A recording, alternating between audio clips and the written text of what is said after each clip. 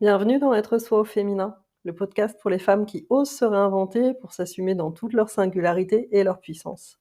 Je suis Elisabeth Souriau, j'accompagne les femmes sur leur chemin de transformation alchimique, de l'ombre à la lumière, pour réveiller leur nature authentique, partir de leur créativité naturelle. Ce chemin de reconnexion, je le marche moi-même depuis près de 30 ans. Il m'a permis d'explorer plusieurs approches jusqu'à sentir ce qui me fait le plus vibrer et qui est au cœur de toutes mes propositions: l'art-thérapie et les approches créatives au sens large.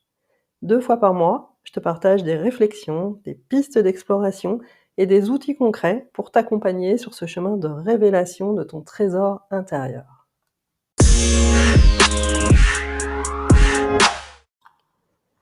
Aujourd'hui, je te parle projet. Tu as peut-être une envie, une idée plus ou moins précise d'un projet qui te tient à cœur et dans lequel tu as envie de te lancer, que ce soit sur un plan personnel ou professionnel. Ça peut être un déménagement, la création d'une asso, d'un blog ou d'un podcast, ou encore l'envie de te reconvertir par exemple. Alors évidemment, tu dois déjà quitter la rampe de lancement et oser sauter le pas, sinon il ne va pas se passer grand-chose. Ensuite, tu vas rencontrer des hauts, des bas, des victoires et des écueils. Alors aujourd'hui, je vais dédramatiser les choses. Je te parlerai des principaux écueils que tu peux rencontrer sur ton chemin et aussi les enseignements que tu peux en tirer. On va parler procrastination, difficulté à oser sortir du connu pour trouver ta voie unique, de cette fichue tendance à travailler dur et à vouloir toujours être en action. Et puis j'aborderai aussi ce fameux état d'esprit qui change tout quand les choses ne sont pas au beau fixe. Et pour finir, je te donnerai quelques outils très concrets que tu vas pouvoir utiliser en autonomie pour booster ta confiance et t'aider à démarrer le plus sereinement possible et tenir dans la durée jusqu'à célébrer ta victoire, bien sûr. Tout projet est une sacrée promesse d'apprentissage et de croissance. Sois-en sûr, quel que soit l'enjeu et quelle qu'en soit l'issue. Alors, c'est parti.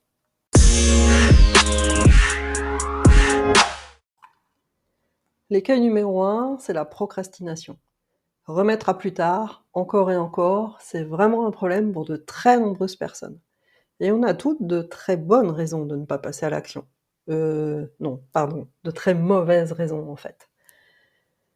Tu te sens peut-être débordé par l'ampleur de ce qui t'attend, comme si tu étais au pied d'une gigantesque montagne. Et du coup, ça t'intimide totalement, ça te bloque, tu n'arrives pas à te mettre en mouvement.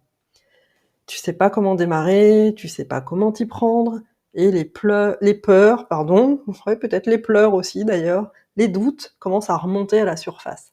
Alors, je te dis bienvenue au club, c'est parfaitement normal. Ce qui est moins normal, c'est de tourner en rond pendant trop longtemps. Parce que alors là, je crois qu'on n'a vraiment jamais trouvé rien de mieux pour engendrer de la frustration et perdre son énergie. Ça me fait penser à une spirale qui fait du surplace, qui tourne sur elle-même en rond et qui s'enfonce dans le sol. Alors le pire, c'est que plus tu vas à temps, plus tu vas avoir du mal à te lancer. Plus la résistance va être forte. Alors tu vas me dire, «Oui, mais c'est pas le bon moment pour moi parce qu'il se passe ceci ou cela». OK, alors je vais te prendre un exemple. La période du Covid, au tout début, n'était certainement pas une condition idéale pour se lancer. Et pourtant, de très nombreuses personnes ont créé leur entreprise à ce moment-là. Et je pense pas qu'elles étaient toutes multimillionnaires et qu'elles avaient un super matelas de sécurité pour faire face le cas où. Alors, je dis pas que c'est bien ou c'est mal. Par contre, je suis vraiment convaincue que c'est avant tout une question d'état d'esprit plutôt que de conditions réelles. Et que le principal, c'est vraiment à partir du moment où ton envie est sincère, où elle est forte, où tu as vraiment envie d'y aller, alors fais-toi confiance et avance pas à pas. Petit pas par petit pas, aussi petit soit-il. Peut-être que tu te dis: «Oui, mais c'est ridicule ça, c'est dérisoire, faire ceci, ça va pas m'aider, ça va pas me faire avancer». Chaque pas est un pas. Comme un enfant qui apprend à marcher, il est totalement en déséquilibre sur ses jambes, mais il y va, il hésite, mais il fait un pas après l'autre et puis petit à petit, il va se casser la figure, il va se relever et il va réussir à avancer. Il va même, peut-être se lancer un peu trop vite. Mais c'est ça l'idée, c'est vraiment d'oser y aller et d'avancer à ton rythme, en fonction de ce qui est possible pour toi, sans forcément te faire méga violence, mais vraiment d'y aller et de te mettre en mouvement. C'est vraiment une question d'énergie et d'état d'esprit.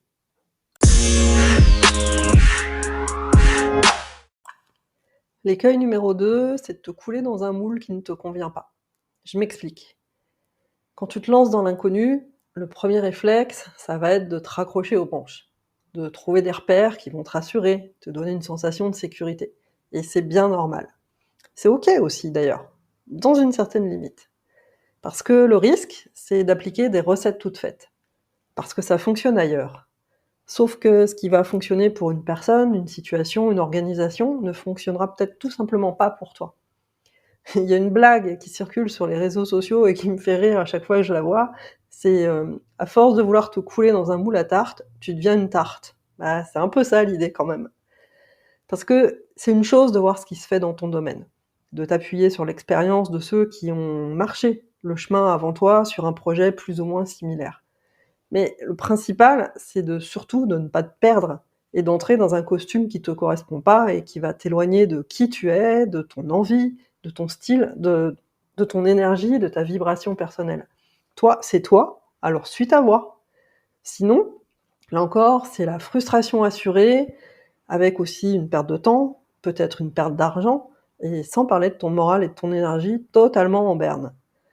Alors, fais confiance à ta boussole intérieure. Fais-la marcher, demande-lui, parce qu'elle sait très bien, elle, si c'est juste ou pas.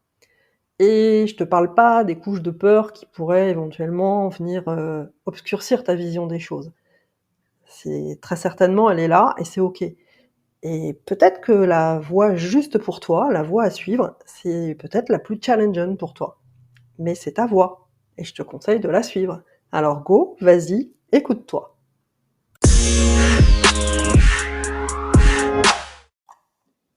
Écueil numéro 3, c'est de faire pour faire. Parce que tu as été habitué comme ça, peut-être que tu as été élevé, voilà, à toujours être en action et que aussi tu portes cette croyance qu'il faut travailler dur et faire des efforts. C'est vraiment profondément ancré en toi, comme ça l'est d'ailleurs chez beaucoup de personnes. Alors le principal risque, c'est de perdre ta guidance, de ne pas penser à vérifier si ton action est juste avant de vraiment passer à l'action et du coup de fonctionner en roue libre, parfois jusqu'à l'épuisement. J'ai vécu ça quand je me suis installée à mon compte. Après 25 ans baignée dans une culture d'entreprise qui veut que tu sois présente, dédiée à ton travail, toujours au top et de bonne humeur à longueur de journée, quelles que soient les circonstances, et ça 5 jours sur 5. Alors, même en sachant parfaitement que ça ne me correspond pas, que j'ai besoin d'un espace pour moi, pour accéder à mon intuition, pour laisser mes idées émerger, eh bien, j'ai mis beaucoup de temps à l'accepter et surtout à l'intégrer pour le vivre vraiment au quotidien et me laisser porter par mon propre mode de fonctionnement. Alors résultat, pendant un bon moment, eh bien, j'étais, en gros fidèle au poste, sur ma chaise à 8 heures du matin et je finissais ma journée, tard le soir, en étant aussi épuisée qu'avant et surtout aussi frustrée. Alors ça a vraiment été tout un apprentissage de déconditionnement pour venir désapprendre et trouver ma propre voie en fonction de mon élan du jour, de mes rythmes personnels et de respecter cela. Et du coup, ça devient beaucoup plus fluide.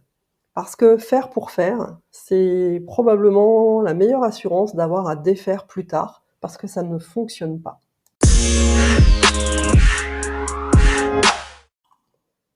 Le dernier écueil, et c'est pas l'un des moindres, c'est ton état d'esprit et ta façon de réagir quand quelque chose ne fonctionne pas. Ou en tout cas, pas comme tu le voudrais ou comme tu l'avais prévu. Peut-être est-ce que tu vas te reconnaître dans les différents exemples que je vais te citer. Est-ce que tu es plutôt du style Calimero? À te dire directement, «Bon, OK, ça marche pas, c'est pas pour moi, je suis bonne à rien, c'est pas juste, alors j'arrête tout».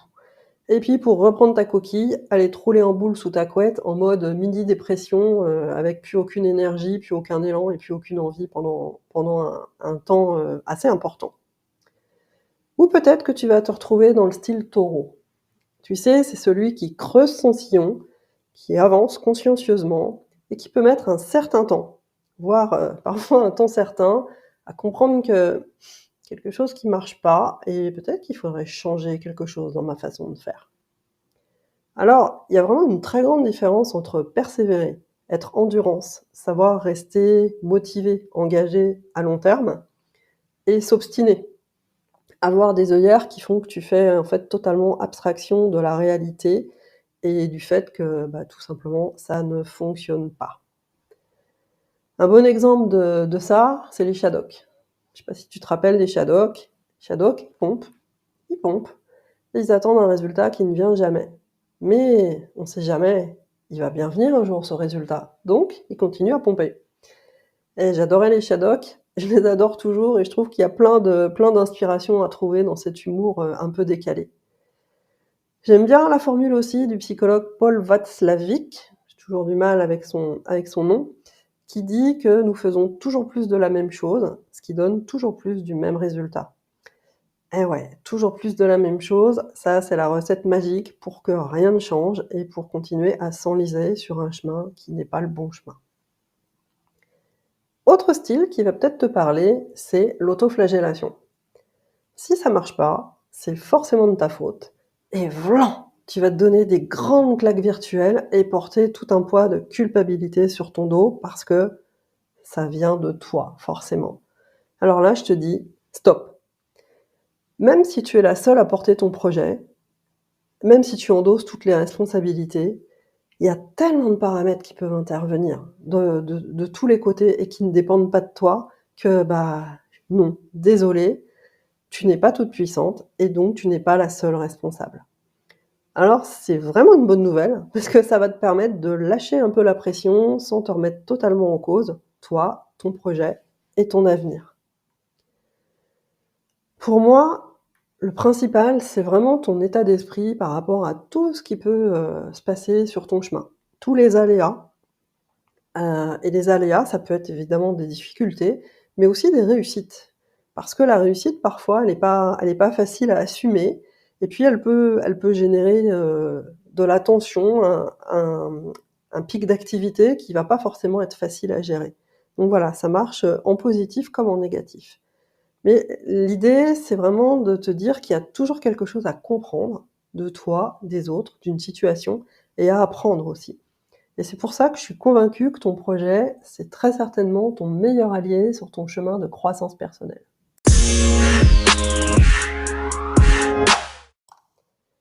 Maintenant, je vais te partager quelques outils concrets que j'utilise pour moi ou pour mes clientes pour clarifier leur intention, leur permettre de se mettre en mouvement et de soutenir leur élan sur le long terme. La première pratique, c'est de te visualiser, toi et ton projet abouti, à son plein potentiel.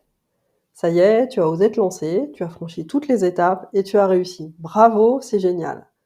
Alors, c'est le moment de rêver grand et fort, pour venir contacter cet état de pleine réalisation, de grande satisfaction.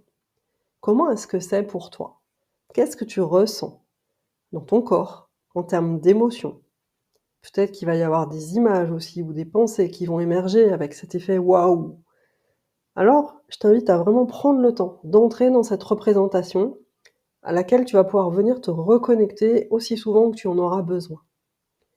Et puis mon invitation, c'est aussi de créer un collage ou un dessin pour vraiment venir ancrer tes sensations dans la matière, sur le papier. Parce que ça y est, c'est là, c'est déjà concret. Tu peux aussi créer une affirmation positive, un peu comme un mantra qui va te suivre tout au long de ton projet et que tu vas te répéter régulièrement. Alors pour que ce soit efficace, je t'invite à utiliser le je et le présent, comme si tu y étais. Par exemple, je suis tellement fière et en joie de ce podcast qui contribue à soutenir les femmes dans leur rayonnement. Pour aller plus loin, je te propose une posture de yoga, qui est celle de l'archer. L'archer, il prend son temps, il affine sa posture, son état d'esprit, il se concentre énormément sur sa cible, il prend aussi le temps de bander son arc, et quand il est prêt, et seulement quand il est prêt, qu'il a une vision claire et qu'il est hyper concentré, il décoche sa flèche.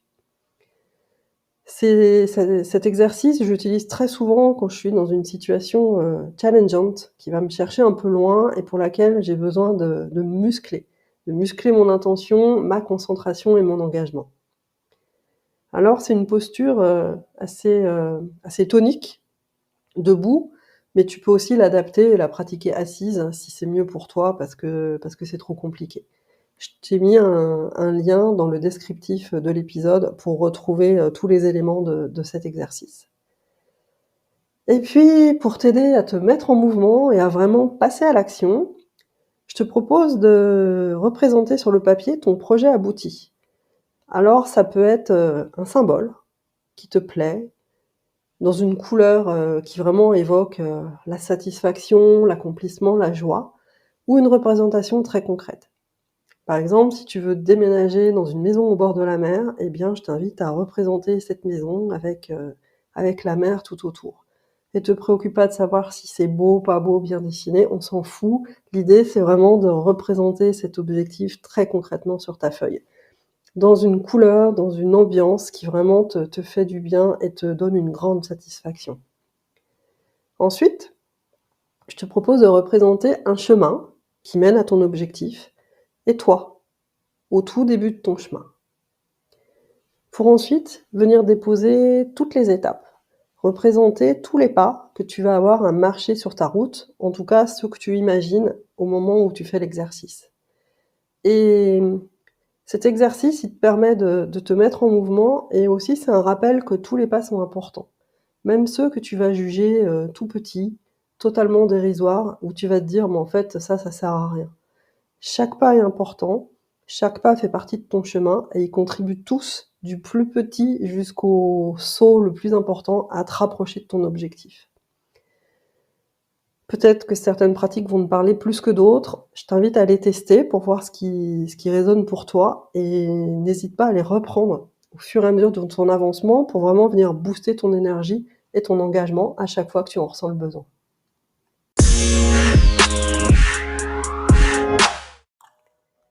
Et voilà, maintenant c'est à toi. À toi de faire le premier pas et de te lancer dans cette aventure qui te tient à cœur. Ce premier pas, tu es la seule à pouvoir le franchir. Et j'espère que tu as trouvé de l'encouragement dans cet épisode et qu'il te permet de dédramatiser certaines croyances ou situations qui sont actives en toi, qui t'empêchent d'avancer. Tu as aimé cet épisode et tu veux être à l'écoute des prochains? Alors je t'invite à le liker et à t'abonner à Être Soi au féminin sur ta plateforme préférée. Et pour en savoir plus sur moi, mon parcours et mes propositions, je te donne l'adresse de mon site internet dans le descriptif de cet épisode. À très bientôt pour le prochain épisode.